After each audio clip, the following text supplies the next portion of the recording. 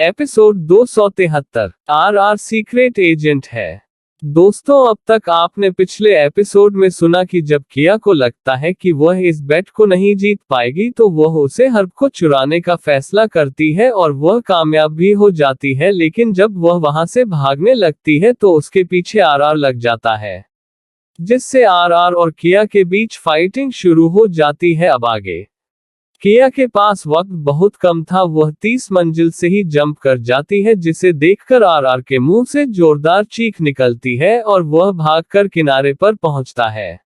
उसे लगा कि वह लड़की यहां से गिरकर मर जाएगी। वह अभी एक टक नीचे की ओर देख रहा था, तभी वह देखता है कि कुछ दूर जाकर उसे लड़की ने एक छोटा पैराशूट खोल लिया, जिसकी सहायता से अब वह धीरे धीरे नीचे जमीन पर पहुंच चुकी थी।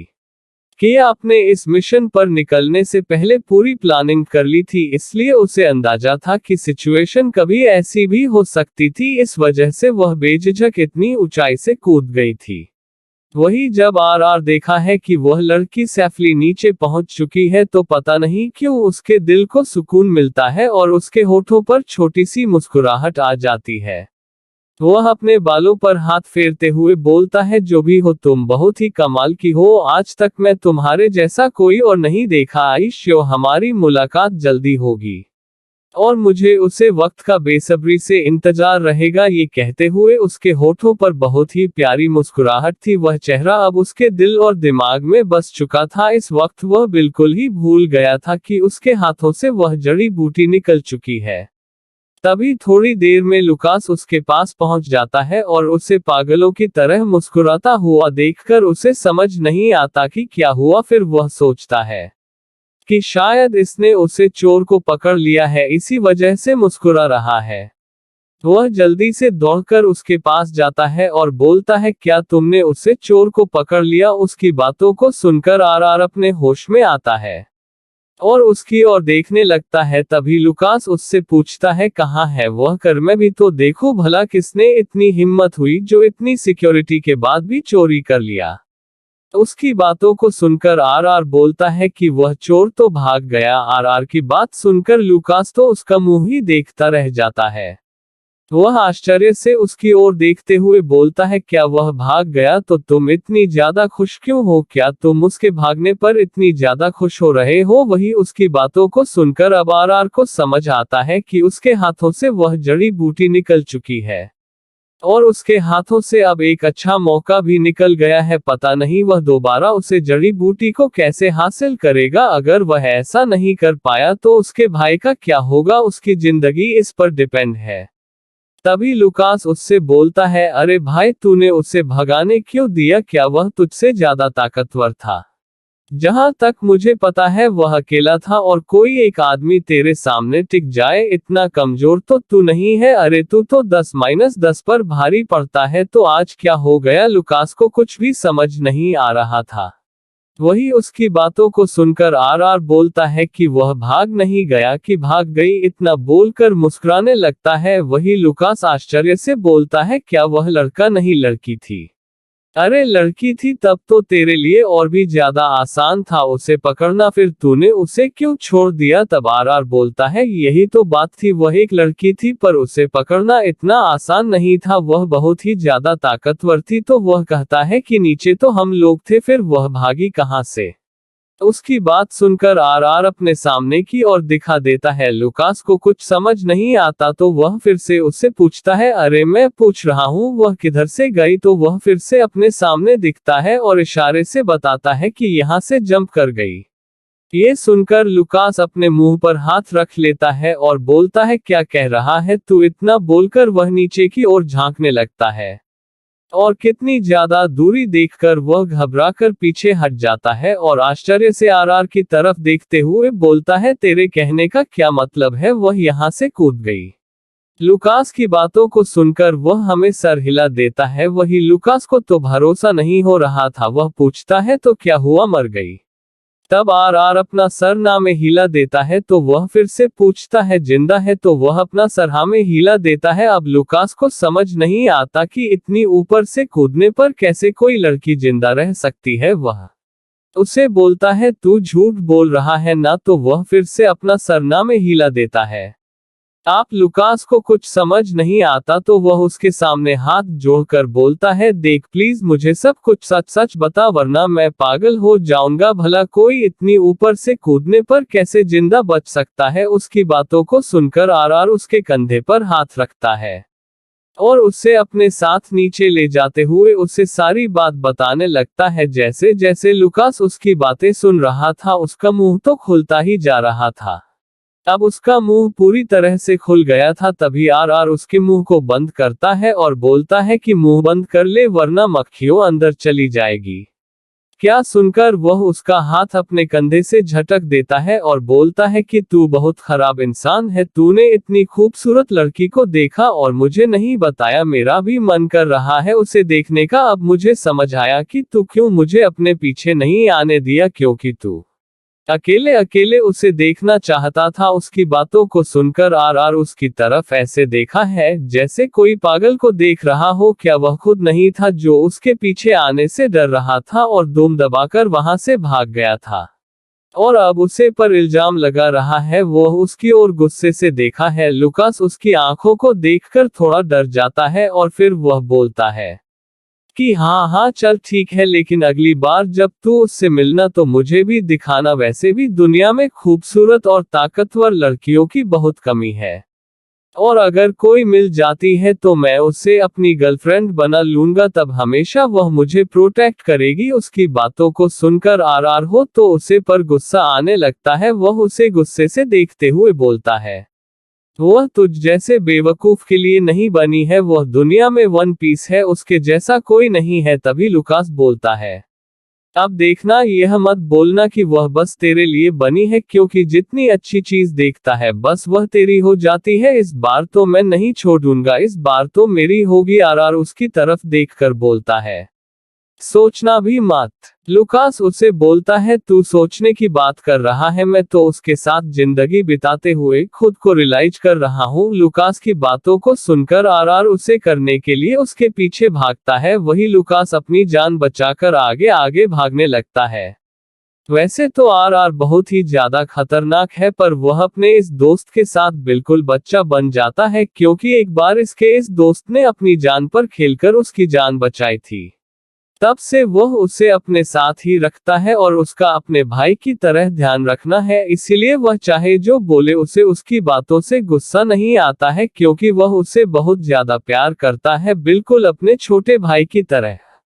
और यह बात लुकास अच्छे से जानता है, इसी वजह से वह उसके साथ मस्ती मजाक करता रहता है। वरना अगर यही मजाक किसी और ने किया होता तो अब तक शायद वह जिंदा ना होता।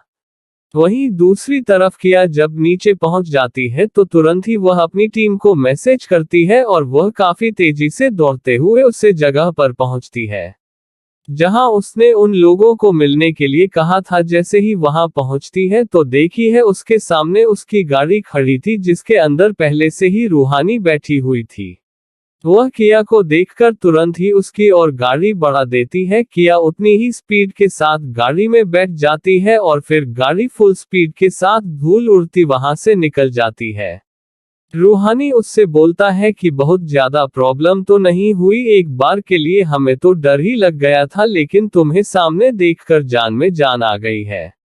वही उसके साथ बैठा अयान, जो कि इस वक्त ड्राइव कर रहा था, वह भी किया को देखकर पूछने लगता है, तुम ठीक तो हो, कहीं तुम्हें चोट तो नहीं आई है। तभी रूहानी की नजर उसकी बाजू पर पड़ती है। उसके बाजू से अब भी खून रिस रहा था। खून के बहने की स्पीड कम हो गई थी, लेकिन जख्म गहरा था, इसलिए धीरे धीरे अभी निकल रहा था। जैसे ही रूहानी की नजर उसे पर पड़ती है वह तुरंत ही घबरा जाती है और घबराते हुए पूछती है कि यह कैसे हुआ। किया अपने बाजू की ओर देखते हुए उसे इंसान को याद करती है जिसने उसे यह जख्म दिया था। उसने उसका पूरा चेहरा तो नहीं देखा था, क्योंकि उसने अपनी आंखों पर मास्क लगा रखा था, लेकिन वह इतना जरूर बता सकती थी कि वह कोई बड़े घर का ताकतवर इंसान था और जिस तरीके से उसके पीछे आया था उसकी ताकत का अंदाजा लगाया जा सकता था। वह रूहानी से रिलैक्स होने को कहती है। वही रूहानी जल्दी से गाड़ी से ही फर्स्ट एड बॉक्स निकलती है और वह किया के जख्मों को साफ करने लगती है। वह जल्दी से उसे जगह पर कुछ दवा लगाकर उसे ब्लॉक करती है जिससे खून का बहाना बंद हो जाए और फिर उसे पर कुछ पट्टियां बांध देती है। आगे जब वह अपनी बेस पर पहुंच जाएंगे तो ट्रीटमेंट ठीक से कर लेंगे।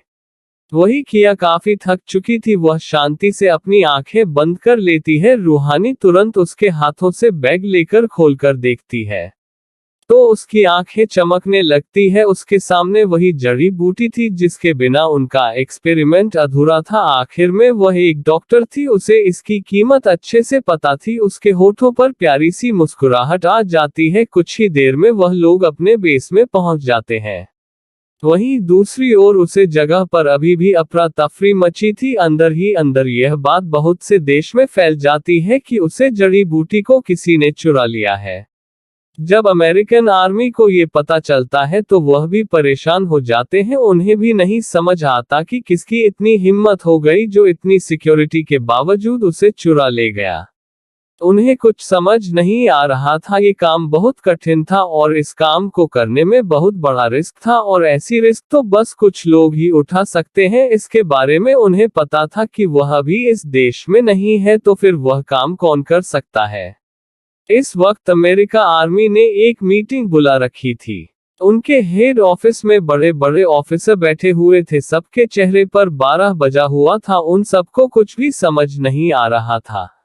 इस जड़ी बूटी की जरूरत उन्हें भी बहुत ज्यादा थी, इसीलिए वह लोग भी इस ऑप्शन में भाग लिए थे और यह कोई दूसरा नहीं बल्कि आरआर ही था। वह यहाँ का माफिया किंग था और वह हमेशा अच्छे काम ही किया करता था और वह अमेरिका सीक्रेट एजेंट भी था। उन लोगों ने इससे एक बड़ी पोस्ट ऑफर की थी। अगर वह उनके प्रपोजल को एक्सेप्ट कर लेता तो आज वह चीफ कमांडर होता, पर वह किसी नियम और कानून में बंद कर नहीं रह सकता था। उसे फाउंडेशन बिल्कुल भी पसंद नहीं थी। वह बिल्कुल आजाद पंछी की तरह रहना चाहता था, इसलिए उसने साफ साफ मना कर दिया था। पर वह उनकी टीम का मेंबर जरूर था, जिस वजह से वह वक्त वक्त पर उनकी मदद भी करता रहता था।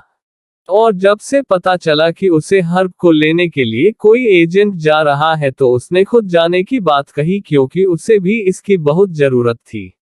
इस तरह से उसका काम भी हो जाता और उसे अच्छे से पता था उनके पास पैसों की कमी नहीं थी और उन्हें रिसर्च के लिए ये हर्ब की बहुत जरूरत थी। लेकिन अब यह मौका उनके हाथ से निकल चुका था। तो दोस्तों, अब आपको क्या लगता है, अब आरआर की मुलाकात किया से कैसे होगी और क्या वह इस जड़ी बूटी को दोबारा हासिल कर पाएगा और अब वह अपने भाई को क्या जवाब देगा? चलिए जानने के लिए बढ़ाते हैं नेक्स्ट एपिसोड की तरफ।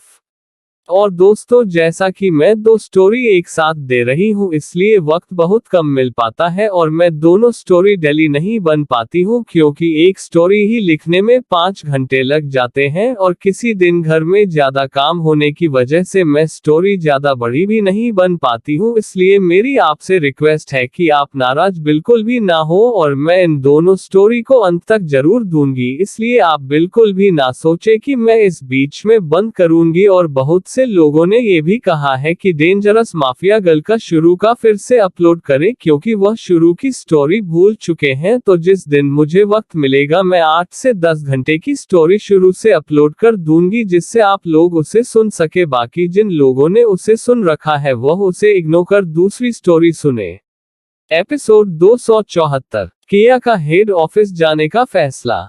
दोस्तों, अब तक आपने सुना कि आरआर के हाथों से बचकर किया अपने टीम के साथ वहां से निकल जाती है। अब आगे किया जैसे ही अपने होटल पहुंचती है वह तुरंत ही रूहानी को वहां से निकलने को कहती है, क्योंकि यहाँ रुकना उनके लिए खतरे से खाली नहीं था। आखिर में उन लोगों ने इतना बड़ा कांड जो कर दिया था, वही रूहानी जल्दी जल्दी वहां से निकलने का पूरा इंतजाम करती है। कुछ ही देरी में किया ने खुद से अपनी ड्रेसिंग कर ली थी।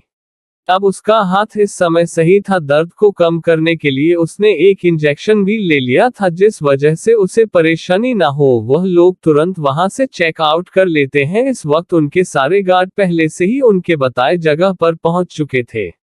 किया उन लोगों को खुद से इस वजह से दूर रखी थी जिस किसी को उन पर शक ना हो और वह लोग आसानी से वहां से निकल सके, उसका ये प्लान काम कर गया। वह लोग तुरंत ही वहां से निकाल कर उसे स्थान पर पहुंच जाते हैं जहां उनका जेट खड़ा था। यह एक प्राइवेट जगह थी जिसे उन्होंने काफी पैसे देकर सेक्रेटली बुक किया था, जिससे उनकी जानकारी बाहर न लीक हो सके। ये कंपनी अपने कस्टमर के लिए लॉयल थी, इस वजह से अब किया को कोई डर नहीं था। वह लोग तुरंत ही वहां से अपने जेट में बैठ निकल जाते हैं। इस वक्त वह लोग न्यूयॉर्क के लिए निकल रहे थे।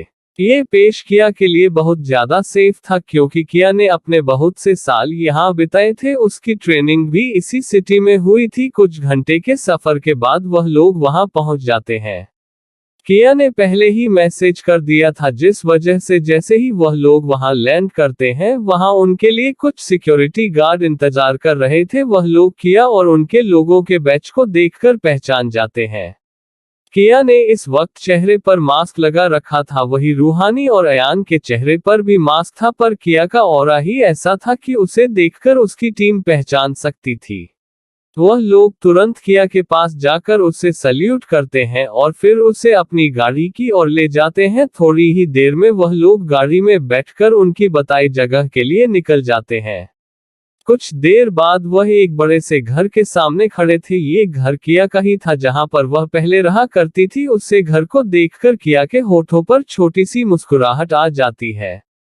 कितने दिन हो गए थे उससे यहाँ आए। वह तेजी से अंदर की ओर बढ़ जाती है। जैसे ही वह अंदर जाती है तो देखते हैं कि उसके सारे सर्वेंट मुस्कुराते हुए उसे देख रहे थे। वह लोग सब आगे बढ़ाकर उसे प्यार से ग्रीट करते हैं।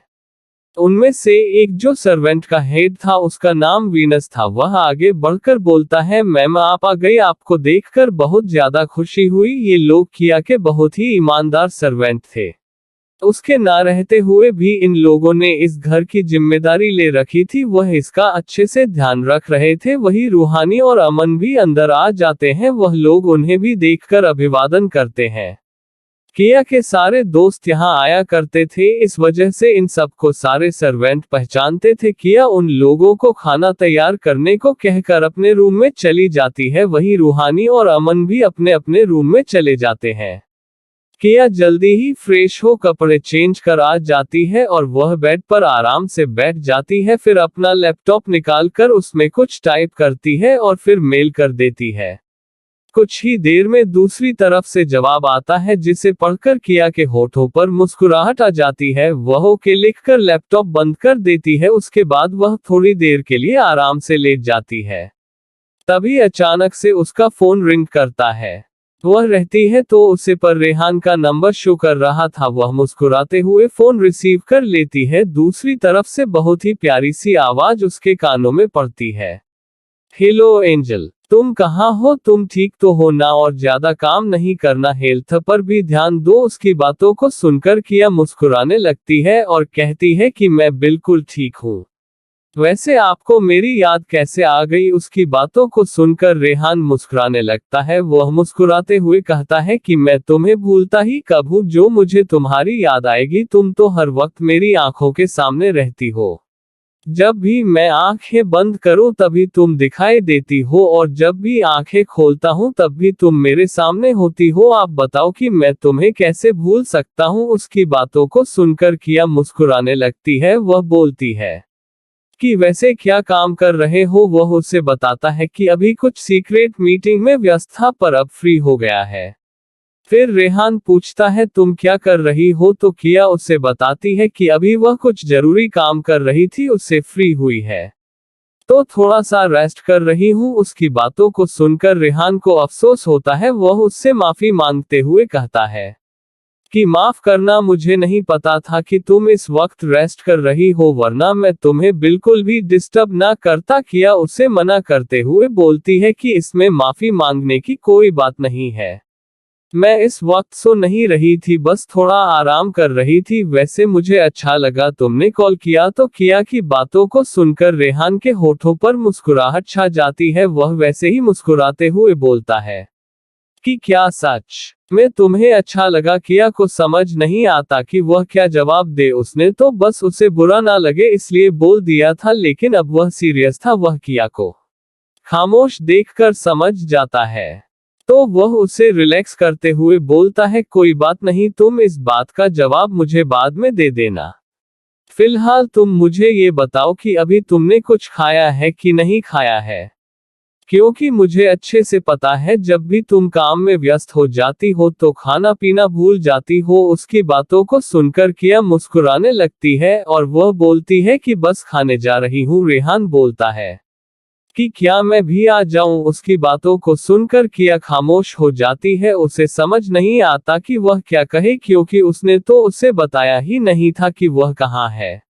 अब उसे समझ नहीं आ रहा था कि वह रेहान से सच बताए या झूठ बोल दे, पर उसे झूठ बोलना सही नहीं लगा तो वह उससे बोलती है, मैं अभी इंडिया में नहीं हूँ। उसकी बातों को सुनकर रेहान हैरान हो जाता है। उससे पूछता है कि वह कब इंडिया से बाहर गई और उसने उसे पहले क्यों नहीं बताया, तो वह बोलती है कि अचानक से मेरी कंपनी में प्रॉब्लम आ गया था, जिस वजह से मुझे अर्जेंटली वहां से निकलना पड़ा। क्या सुनकर रेहान थोड़ा रिलैक्स हो जाता है। वह बोलता है कि अगर कोई बड़ी प्रॉब्लम हो तो बोलो, मैं भी आ जाता हूं। तो किया उसे मना करते हुए बोलती है कि नहीं, ऐसी कोई बात नहीं है, मैं सब सॉल्व कर लूंगी। तब रेहान उससे पूछता है कि वैसे तुम कब लौट कर आओगी, तो वह उसे बताती है कि 1 हफ्ते बाद। ये सुनकर रेहान को थोड़ा अफसोस होता है और सोचता है कि उसे पहले से नहीं पता था, वरना वह किया से मिलने जरूर चला जाता। वहीं उसे खामोश देखकर या उसे बताती है कि कुछ दिनों बाद कर रेस होने वाली है, जिसके लिए मैंने विवान को प्रॉमिस किया था कि दिखाऊंगी, जिस वजह से मुझे यहाँ रुकना पड़ेगा, फिर उसके बाद में चली आऊंगी। उसकी बातों को सुनकर रेहान को याद आता है उसे भी इस बारे में पता था। वह बोलता है कि ठीक है, क्या मैं भी आ जाऊं। ये सुनकर किया थोड़ा घबरा जाती है, क्योंकि उसे अच्छे से पता था अगर रेहान यहाँ आ गया तो वह उसे किसी भी कीमत पर भाग नहीं लेने देगा, क्योंकि यह रेस बहुत ही ज्यादा खतरों से भरा था, जिसमें लोगों की जान भी जा सकती थी। वह उसे तुरंत मना करती है और बोलती है कि इसकी जरूरत नहीं है। वैसे भी क्या तुम्हारे पास काम खत्म हो गया है? अगर तुम्हारे पास करने को कोई काम नहीं है तो मेरी तरफ से तुम अक्षत भाई का ध्यान रखो, जिससे मैं निश्चिंत हो पाऊं। ये सुनकर रेहान भी मान जाता है। आखिर में उसकी एंजल ने उसे कोई काम कहा है तो वह भला उसे कैसे मना कर दे, पर उसे नहीं पता था कि यह तो किया कि बस एक चाल थी उसे रोकने के लिए।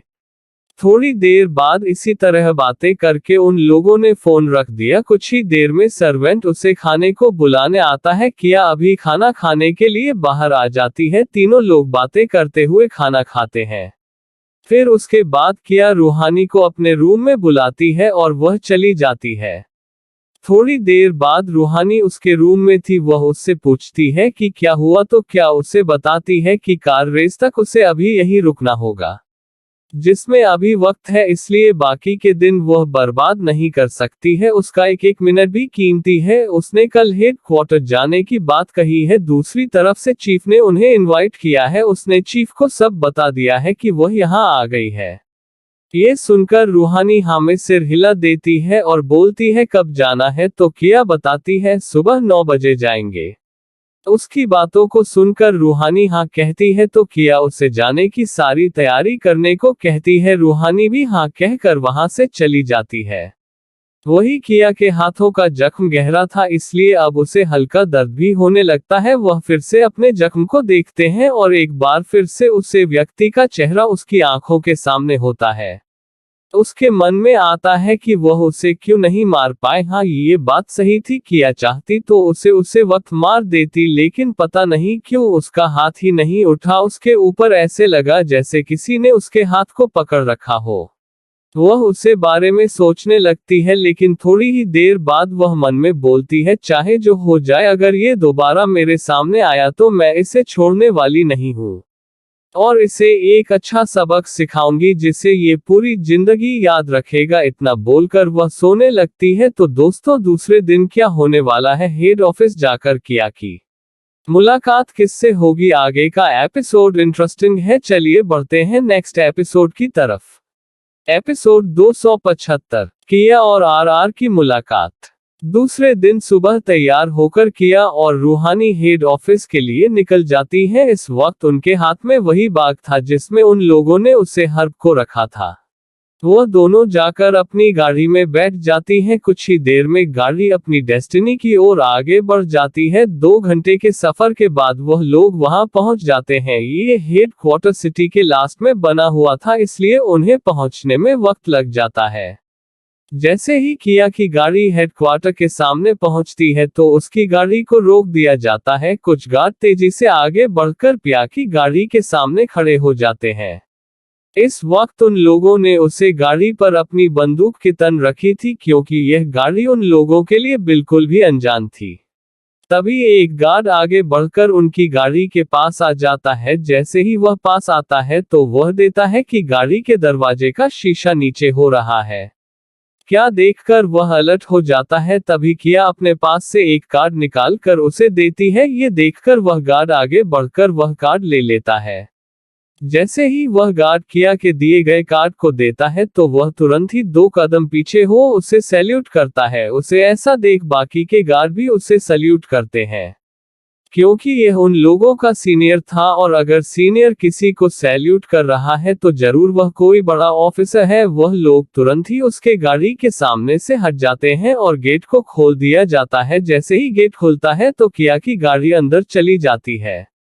इस वक्त किया के साथ रूहानी थी, जो कि ड्राइव कर रही थी। रूहानी उसे जगह को देखकर किया से बोलती है, कितना टाइम हो गया ना हमें यहाँ आए। ये सुनकर किया भी हाँ बोलती है और वह चारों ओर देखने लगती है। हेडक्वार्टर बहुत ही बड़ा था और बहुत ही दूर दूर तक फैला हुआ था। उसमें बहुत सी बिल्डिंग बनी हुई थी जो अलग अलग डिपार्टमेंट की थी।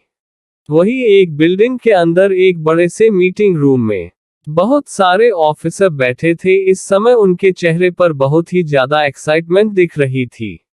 यहाँ पर बहुत से ऐसे ऑफिसर थे जिन्होंने किया के साथ मिलकर बहुत से मिशन को पूरा किया था और वह किया को अच्छे से जानते थे। और बहुत से ऐसे ऑफिसर थे जिन्होंने बस किया के बहादुरी के किस्से सुन रखे थे। उन्हें एक भी बार मौका नहीं मिला था उसके साथ काम करने का। लेकिन अब जब उन्हें पता चला कि टाइगर आने वाला है तो वह अपना सारा काम छोड़कर यहाँ आ गए थे। जी हाँ, किया का ये नाम इन्हीं लोगों के द्वारा दिया गया था। जिस वक्त ये लोग लंबे समय तक जंगल में फंस गए थे उसे वक्त उन पर टाइगर ने हमला किया था, जिसे किया ने फाइट कर इन सब की जान बचाई थी। तब से ये लोग उसे टाइगर के नाम से बुलाने लगे थे और धीरे धीरे यह उसकी पहचान बन गई थी। ये लोग उसे बहुत ही एडमायर करते थे। इसमें से 3 सीनियर ऑफिसर ऐसे थे जो किया को बिल्कुल अपनी बच्ची की तरह मानते थे। उन लोगों ने उसे ट्रेन किया था। किया तब बहुत छोटी थी, पर इतनी छोटी बच्ची के अंदर इतनी ज्यादा ताकत और सीखने का हौसला देखो उसे इम्प्रेस हो गए थे। और उन लोगों किया के लिए एक से बढ़कर एक फाइटर को पॉइंट किया था, जिससे किया अपनी फाइटिंग स्किल बढ़ा सके। किया के अंदर सीखने का जुनून इस कदर था कि बहुत ही कम वक्त में सब कुछ सीख चुकी थी। किया अपने आप को हर स्थिति में डाल सके, इसलिए ये लोग उसे अपने साथ बहुत से मिशन में भी ले जाते थे। और आज जब पिया आ रही थी तो सब बहुत ज्यादा खुश थे। वही एक शख्स ऐसा भी बैठा था जो टाइगर का बेसब्री से इंतजार कर रहा था, भी से इंतजार कर रहा था।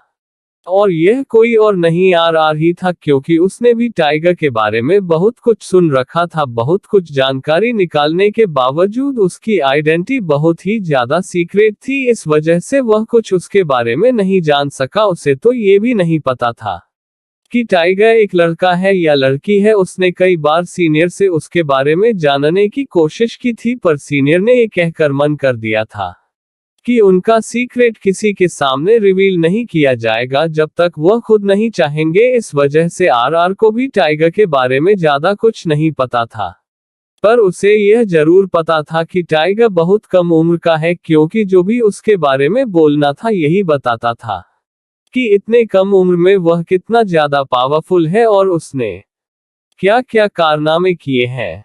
इसलिए वह भी उससे मिलना चाहता था। और वही इन सब के यहाँ इंतजार करने का एक बड़ा कारण ये भी था कि इन्हें पता चला था कि मिरेकल डॉक्टर किसी जड़ी बूटी पर यहाँ रिसर्च करने आने वाले हैं। और यह जड़ी बूटी कोई और नहीं बल्कि वही जड़ी बूटी है जो ऑप्शन में रखी गई थी, पर उन्हें यह अच्छे से नहीं पता था कि वह ऑप्शन वाली ही जड़ी बूटी है। उन्हें तो ये लग रहा था कि वह जड़ी बूटी और भी थी और उसे डॉक्टर केआर यहाँ लाने वाले हैं। वही चीफ को सब कुछ पता था, इस वजह से उनके होठों पर तो बड़ी सी मुस्कुराहट थी। वह तो बहुत ही बेसब्र होकर किया का इंतजार कर रहे थे। उन्हें इस जड़ी बूटी की बहुत ही ज्यादा जरूरत थी और जब उनके एजेंट ये जड़ी बूटी हासिल कर लिया है तो उनके लिए तो ये बहुत ही खुशी की बात थी और उन्हें इसके लिए कोई पैसे भी खर्च नहीं करने पड़े। बाकी रही किया के प्रोटेक्शन की बात, तो जैसे ही किया ने उन्हें मेल किया था वह उसे पूरी तरह से प्रोटेक्ट करने के लिए अपने सीक्रेट एजेंट उसके चारों तरफ फैल चुके थे जिससे उसे किसी तरह की प्रॉब्लम ना हो। किया को अच्छे से पता था कि यह बात छोटी बात नहीं है, उसे इससे बहुत बड़ा खतरा है, इस वजह से उसने ये रास्ता चुना था।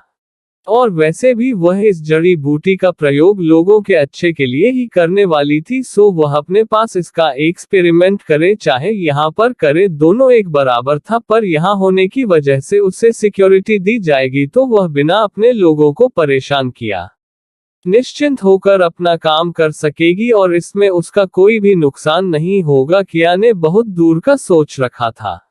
वही किया जैसे जैसे अंदर आ रही थी सारे सिक्योरिटी गार्ड उसके आगे अपना सर झुका ले रहे थे, क्योंकि उन लोगों को पहले से ही बता दिया गया था यहाँ कौन आने वाला है, इसलिए वह उसकी रिस्पेक्ट में ऐसा कर रहे थे।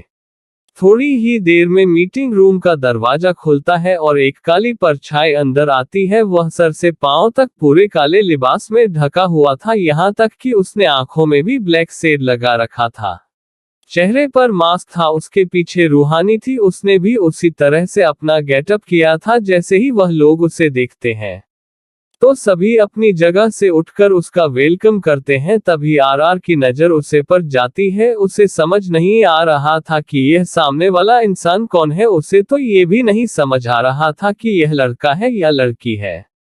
तभी चीफ किया का सबसे इंट्रोडक्शन करते हैं और बताते हैं कि यह टाइगर है, फिर किया के बारे में और कुछ भी बताते हैं, उसके किए कामों के बारे में थोड़ा बहुत बताते हैं। फिर उसके बाद बोलते हैं कि आप लोगों को जानकर यह बहुत ज्यादा खुशी होगी कि आपके सामने खड़ा है इंसान टाइगर है, पर इसकी एक और आइडेंटिटी है जो आज मैं आप लोगों को बताने वाला हूँ, क्योंकि आप लोग मेरे बहुत ही खास लोग हो जिस पर मैं आंख बंद कर विश्वास कर सकता हूँ, नहीं तो ये सीक्रेट में कभी आप लोगों को नहीं बताता। ये सुनकर आप सभी लोग आश्चर्य से उनकी ओर देखने लगते हैं। आखिर में आप कौन सा सीक्रेट है उनके मन में जानने की उत्सुकता और बढ़ जाती है। वही आरआर तो बस अपनी आंखों से उससे एक तक देखे जा रहा था, पता नहीं क्यों उसे यह जाना पहचाना सा लग रहा था। अभी किया की नजरें उसे पर नहीं पड़ी थी क्योंकि वह किया के पीछे साइड था। तभी चीज बताते हैं कि यह और कोई नहीं वही मिरेकल डॉक्टर है जिसे पूरी दुनिया ढूंढती है।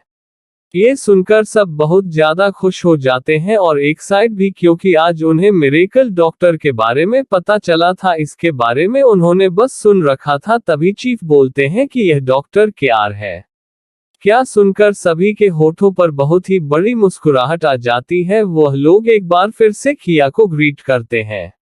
इस वक्त वह सब इतने ज्यादा खुश थे कि उनके होठों पर खुशी साफ साफ दिखाई दे रही थी, उनके चेहरे मुस्कुरा रहे थे। तभी किया अपने आंखों से अपने ब्लैक शेड को हटती है।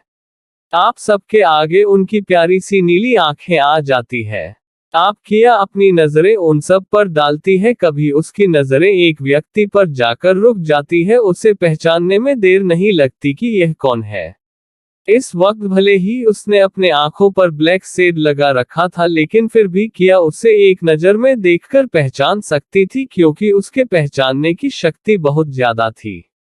तभी वह किया की आंखों को देखा है, उन दोनों की आंखें मिलती है। जैसे ही वह किया की आंखों में देता है तो उसका दिल जोर से धक करता है। वह कैसे इस चेहरे और इस आंखों को भूल सकता है। हाँ, उसने बहुत पास से देखा था, वही उसे अपनी और इस तरह देखा हुआ देखकर वह जान चुका था कि सामने वाले ने भी उसे पहचान लिया है। उसके होठों पर एक छोटी सी मुस्कुराहट आ जाती है। वही किया तुरंत ही उसकी तरफ से अपनी नजरें फेर लेती है। तभी आरआर अपने मन में सोचता है, What a coincidence is this, God has brought us together once again, but today I am very happy to know about you. I had already guessed that you cannot be an ordinary girl, but whoever you are very amazing. तुम्हारी असली identity जानकर मुझे आज बहुत ज्यादा खुशी हो रही है। सच में तुम दुनिया में सिर्फ वन पीस हो, तुम्हारे जैसा कोई और नहीं जिसके सामने इतनी बड़ी पावर भी झुकते हो। वह खुद कितना पावरफुल होगा। अब तो तुम्हारे बारे में और भी जानने का दिल कर रहा है। और सच में बेबी डॉल, यकीन मानो जब तक मैं तुम्हारे बारे में नहीं जान लूंगा चैन से नहीं बैठूंगा। इतना बोलकर वह बहुत ही प्यार के साथ किया की ओर देखने लगता है। वही किया को खुद पर उसकी नजरें महसूस हो रही थी, लेकिन वह उसे इंसान को देखना नहीं चाहती थी जिसने उसके ऊपर धोखे से वार किया था, इसलिए उसने दोबारा मुड़कर उसे देखना जरूरी नहीं समझा। वही चीफ उसे लेकर अपने साथ अंदर चले जाते हैं। उन सबको अच्छे से पता था कि वह लोग कहां जा रहे हैं।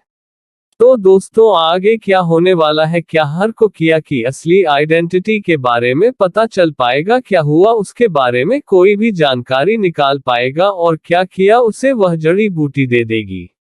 और अगर वह उसे वह जड़ी बूटी देगी तो उसकी कीमत क्या लगाएगी? आगे का एपिसोड और भी इंटरेस्टिंग होने वाला है, तो सुना बिल्कुल ना बोलिए। मिलते हैं आपसे नेक्स्ट एपिसोड में, तब तक के लिए स्टोरी में बने रहने के लिए धन्यवाद।